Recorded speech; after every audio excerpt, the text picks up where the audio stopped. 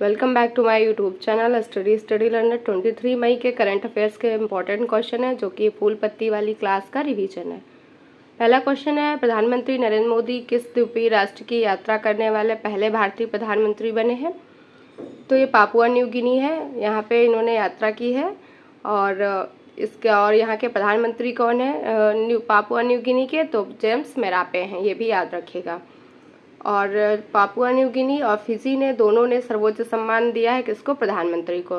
तो किन देशों ने है जो प्रधानमंत्री को सर्वोच्च सम्मान से सम्मानित किया है? तो पापुआ न्यू गिनी हो जाएगा और फिजी हो जाएगा। फिर पापुआ न्यू गिनी में फोरम ऑफ पैसिफिक आइलैंड की बैठक हुई थी, इसी में भाग लिया है प्रधानमंत्री जी ने। फिर ऑस्ट्रेलिया और पापुआ न्यू गिनी के बीच में कौन सी जल संधि है? तो टोरस जल संधि है, किसके बीच में? ऑस्ट्रेलिया और पापुआ न्यू गिनी के बीच में। नेक्स्ट है, प्रधानमंत्री नरेंद्र मोदी ने दुनिया के सबसे लंबे रेलवे प्लेटफॉर्म का अनावरण कहाँ किया है? तो सिद्धारुद्रस्वामी रेलवे प्लेटफॉर्म है कर्नाटक पे, इसका अनावरण किया है। किसने किया है? तो प्रधानमंत्री नरेंद्र मोदी ने। फिर है, प्रधानमंत्री ने भारत की पहली जल मेट्रो परियोजना का अनावरण कहाँ किया है? कोच्चि केरल में किया है।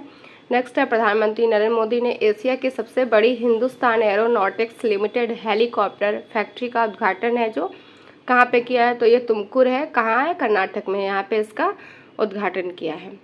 फिर नेक्स्ट है, एशिया के सबसे बड़े एयर शो एयर इंडिया 2023 का शुभारंभ कहाँ किया गया? तो ये बेंगलुरु में किया गया है और ये एशिया का सबसे बड़ा एयर शो है।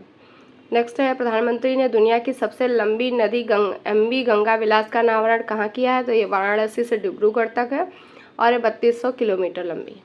नेक्स्ट है, प्रधानमंत्री ने जल जन अभियान कहाँ स्टार्ट किया है? तो माउंट आबू सिरोही में इसको स्टार्ट किया गया है। क्वेश्चन नंबर 2 है, भारत ने किस देश के साथ मिलकर दूसरा नौसैनिक अभ्यास अल मोहेट अल हिंदी 2023 स्टार्ट किया है? तो ये किया है सऊदी अरब के साथ मिलकर, और सऊदी अरब में अल जुबैल में। राजधानी सऊदी अरब की रियाद है और सऊदी अरब में अल नफूद और रब अल खाली मरुस्थल है। तो सऊदी अरब के 2 मरुस्थल हैं, उनका नाम क्या हो जाएगा? अल नफूद हो जाएगा, रब अल खाली हो जाएगा। कहाँ पे? सऊदी अरब में है। भारत की तरफ से इसमें कौन भाग लेगा? तो भारत की तरफ से इसमें आईएनएस तरकस है, आईएनएस सुभद्रा भाग लेंगे। भारत और ओमान के साथ में एक एक्सरसाइज होती है, उसका नाम है अल नगा। नेक्स्ट क्वेश्चन है, स्वेज नहर है जो भूमध्य सागर को लाल सागर से जोड़ती है, इंपॉर्टेंट है, इसको याद रखिएगा। और स्वेज नहर पर किसका अधिकार है? तो मिस्र का अधिकार है स्वेज नहर पर। मोचा चक्रवात का नाम किसने दिया था? तो यमन ने इसका नाम रखा है मोचा। और ऑपरेशन करुणा कहाँ स्टार्ट किया गया? तो ऑपरेशन करुणा है म्यांमार में स्टार्ट किया गया था, चक्रवात आया था उसके लिए राहत प्रदान करने के लिए। नेक्स्ट क्वेश्चन है, स्लीनेक्स अभ्यास और मित्र शक्ति है अभ्यास किसके मध्य होता है? भारत और श्रीलंका के मध्य होता है। सैन्य मैत्री और धर्मगार्जन अभ्यास इंडिया और जापान के मध्य होता है। फ्रिंजेक्स 2023 फ्रांस और इंडिया के मध्य हुआ है। कोंकण 2023 इंडिया और यूके के मध्य हुआ है। ओरियन 2023 फ्रांस द्वारा इसका आयोजन होता है, राफेल इसमें भाग लिया है। नेक्स्ट है डस्टलिक, तो डस्टलिक अभ्यास है जो इंडिया और उज्बेकिस्तान के मध्य होता है। साइक्लोन फर्स्ट है जो इंडिया और इजिप्ट के मध्य हुआ है और कहाँ पे? राजस्थान में, ये भी याद रखिएगा। सूर्य किरण है इंडिया और नेपाल के मध्य होता है। तर्कस अभ्यास इंडिया और यूएसए के मध्य होता है। क्वेश्चन नंबर 3 है, प्रतिवर्ष अंतर्राष्ट्रीय जैव विविधता दिवस कब मनाया जाता है? तो ये 22 मई को मनाया जाता है, क्योंकि 22 मई 1992 को जैव विविधता संरक्षण कन्वेंशन हुआ था। और इस बार की थीम क्या है? तो फ्रॉम एग्रीमेंट टू एक्शन, ये इस बार की थीम है, थीम को याद रखिएगा, इंपॉर्टेंट है। नेक्स्ट है, कुनमिंग मॉन्ट्रियल घोषणा है जो किससे संबंधित है? तो जैव विविधता से रिलेटेड है, कुनमिंग मॉन्ट्रियल घोषणा। और ये है जो COP15 इसी से हुआ था मॉन्ट्रियल कनाडा में। इसका मेजबान कौन था COP15 का? तो चीन था। 21 मई को कौन सा दिवस मनाया जाता है? तो आतंक विरोधी दिवस मनाया जाता है, क्योंकि 21 मई 1991 को राजीव गांधी की हत्या हुई थी। भारत में पूरे वर्ल्ड का जैव विविधता कितना % है? तो 8% है। भारत में बायोलॉजिकल हॉटस्पॉट है कितने हैं? तो 2 हैं, पश्चिमी घाट हो गया और पूर्वी हिमालय हो गया, इंपॉर्टेंट है, इसे याद रखिएगा। सर्वाधिक जैव विविधता कहाँ पे है? तो अमेजन वर्षा वन ब्राज़ील, यहाँ पे सर्वाधिक जैव विविधता है। अमेजन वर्षा वन को पृथ्वी के फेफड़े कहते हैं, ये भी याद रखिएगा। नगोया प्रोटोकॉल किससे संबंधित है? तो ये जैव विविधता से रिलेटेड है। भारत में यूनेस्को द्वारा मान्यता प्राप्त बायोस्फीयर कितने हैं? तो 12 हैं जो यूनेस्को द्वारा मान्यता प्राप्त है। और टोटल कितने हैं? टोटल है 18, यहाँ पे 18 लिख लीजिए, टोटल 18 है। और अगर क्वेश्चन पूछता है मान्यता प्राप्त तो 12 है। नवीनतम कौन सा है? तो पन्ना है जो वो नवीनतम है। विश्व जल दिवस कब मनाया जाता है? तो 22 मार्च को है जो विश्व जल दिवस मनाया जाता है। विश्व पृथ्वी दिवस 22 अप्रैल को मनाया जाता है। ओजोन संरक्षण है जो 16 सितंबर को होता है, क्योंकि 16 सितंबर 1987 को मॉन्ट्रियल प्रोटोकॉल हुआ था। किससे संबंधित था? तो ओजोन संरक्षण से संबंधित था। मरुस्थलीकरण रोकथाम दिवस 17 जून को मनाया जाता है। क्वेश्चन नंबर 4 है, इंटरनेशनल पैथोजन सर्विलांस नेटवर्क को किसने लॉन्च किया है? तो WHO ने लॉन्च किया है। पैथोजन का अर्थ होता है रोग का कारक क्या है? इसका अर्थ होता है पैथोजन का। नेक्स्ट है, WHO की स्थापना 7 अप्रैल 1948 को हुई। इसका हेडक्वार्टर जिनेवा है। और इसके महानिदेशक कौन है? महानिदेशक इसके डॉक्टर टेड्रोस हैं। और विश्व स्वास्थ्य सभा का आयोजन अभी कहाँ में हुआ था? तो जिनेवा में हुआ था विश्व स्वास्थ्य सभा का आयोजन। और ये जो इंटरनेशनल पैथोजन सर्विलांस नेटवर्क है, इसका लॉन्च किया WHO ने। क्यों किया है? तो कोविड-19 या फिर कोई भी संक्रामक बीमारी है उसको तेज़ी से वो फैल रही है उसका पता लगाना, उपचार ढूंढना, इसके लिए इसको लॉन्च किया गया है। नेक्स्ट है WEF, जिसका अर्थ होता है विश्व आर्थिक फोरम। और इसकी स्थापना 1971 में हुई थी। हेडक्वार्टर इसका जिनेवा है में हुआ। दावोस में इसकी फेमस बैठक होती है। कहाँ पे? तो दावोस में। फिर है ग्लोबल जेंडर गैप इंडेक्स कौन जारी करता है? तो ग्लोबल जेंडर गैप इंडेक्स है जो WEF जारी करता है। और इसमें भारत की रैंक 135वीं है। इम्पॉर्टेंट है, इसे याद रखिएगा। WWF की स्थापना 1961 में होती है। इसका हेडक्वार्टर ग्लैंड स्विट्जरलैंड में है। पांडा इसका शुभंकर है। फिर IUCN, इसकी स्थापना 1948 को होती है। इसका भी हेडक्वार्टर है ग्लैंड में है स्विट्जरलैंड में। और ये रेड डाटा बुक जारी करती है। फिर WHO ने किन 2 रोगों को मुक्त देश घोषित किया है? तो WHO ने इंडिया को पोलियो मुक्त और चेचक से मुक्त घोषित किया है। पोलियो मुक्त कब घोषित किया गया इंडिया? तो 2014 में। नेक्स्ट है, विश्व स्वास्थ्य दिवस की थीम क्या थी? तो विश्व स्वास्थ्य दिवस है जो 7 अप्रैल को मनाया जाता है। और इस बार की थीम थी हेल्थ फॉर ऑल। इम्पॉर्टेंट है, इसे याद रखिएगा। मिशन इंद्रधनुष की कब से स्टार्ट हुआ था? 25 दिसंबर 2014 से स्टार्ट हुआ था मिशन इंद्रधनुष। और किससे संबंधित है? तो वैक्सीनेशन से ये संबंधित है। क्वेश्चन नंबर 5 है, गृह मंत्री अमित शाह ने national academy of coastal policing campus की गुजरात में कहाँ आधारशिला रखी है? तो गृह मंत्री अमित शाह हैं, इन्होंने national academy of coastal policing campus की आधारशिला गुजरात में द्वारका है, वहाँ पे इसकी आधारशिला रखी है।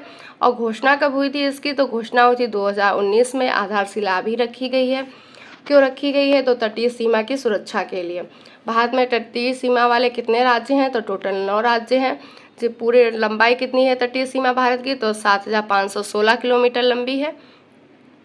तो कौन से 9 राज्य हैं जो तटीय सीमा पर हैं? तो गुजरात है, महाराष्ट्र है, गोवा, केरला, कर्नाटक, तमिलनाडु, आंध्र प्रदेश, उड़ीसा और पश्चिम बंगाल।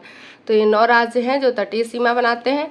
और सर्वाधिक लंबी तटीय सीमा किसकी है? गुजरात की है। कितनी? 1600 किलोमीटर। और सबसे कम किसकी है? तो गोवा हो जाएगा।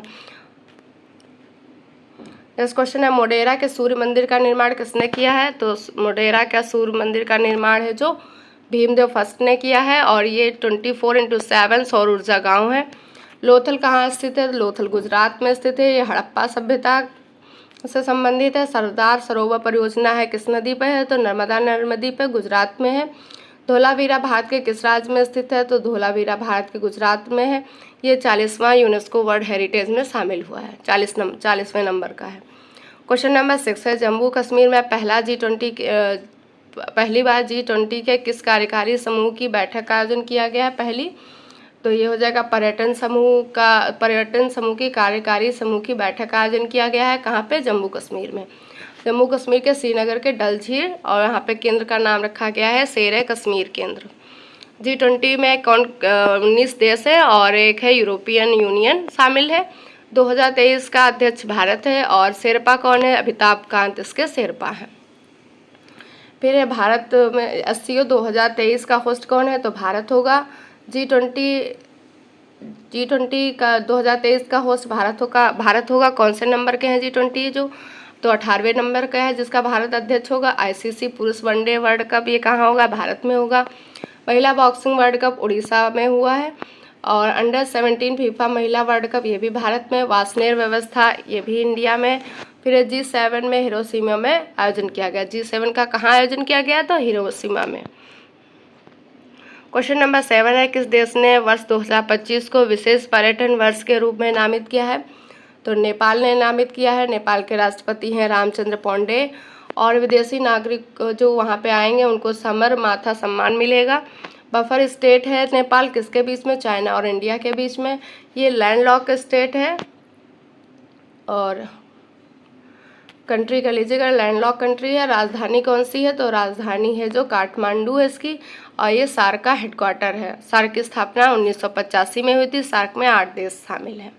फिर सागर माथा कहाँ कहते हैं, किसे कहते हैं? तो माउंट एवरेस्ट को सागर माथा कहते हैं। इसकी ऊंचाई है 8,800 मीटर। 2023 का अंतर्राष्ट्रीय वर्ष किसे घोषित किया गया है? मोटे अनाज या बाजरा को घोषित किया गया है। शुद्ध शून्य कार्बन उत्सर्जन का लक्ष्य 2070 रखा गया है। क्वेश्चन नंबर 8 है, इटालियन ओपन टेनिस टूर्नामेंट में पुरुष एकल वर्ग में खिताब जीतने वाले डेनियल मेदवेदेव कहाँ का संबंध किस देश से है? तो जो डेनियल मेदवेदेव है इनका संबंध रूस से है। और ये फीमेल में किसने जीता था? रेबेकिना। ये कहाँ की है? उज्बेकिस्तान की। और ये पहली एशियन महिला थी जिन्होंने विंबलडन जीता था, ये भी याद रखिएगा। नेक्स्ट क्वेश्चन है, फ्रांस की राजधानी पेरिस है। पेरिस यूनेस्को का हेडक्वार्टर है।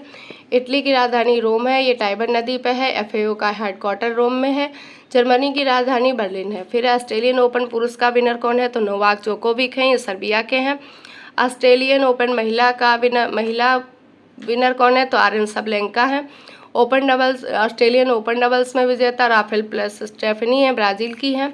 सबसे पुराना ग्रैंड स्लैम कौन है? तो विंबलडन सबसे पुराना है। और 4 होते हैं आप व्यू से याद रख सकते हैं। A से ऑस्ट्रेलिया हो गया, F से फ्रेंच हो गया, W से विंबलडन हो गया, U से हो गया। यही क्रम भी लगाने को आता है, इसे याद रखिएगा। क्वेश्चन नंबर 9 है, भूपेंद्र यादव ने सतत भूमि प्रबंधन के लिए उत्कृष्टता केंद्र का उद्घाटन कहाँ किया है? तो उत्तराखंड के देहरादून में किया है। क्यों किया है? तो भूमि प्रदूषण को रोकना, मृदा संरक्षण को कम करने के लिए किया गया है। अंतर्राष्ट्रीय लिक्विड मिरर टेलीस्कोप देवस्थल उत्तराखंड में स्थापित किया गया है। लिपुलेख दर्रा काला पानी स्थान कहाँ पे है? तो ये है पिथौरागढ़ उत्तराखंड में। वन रिपोर्ट कौन जारी करता है? तो देहरादून से प्रकाशित होता है। और 1987 से स्टार्ट हुआ था। 2 साल में एक बार इसका प्रकाशन होता है।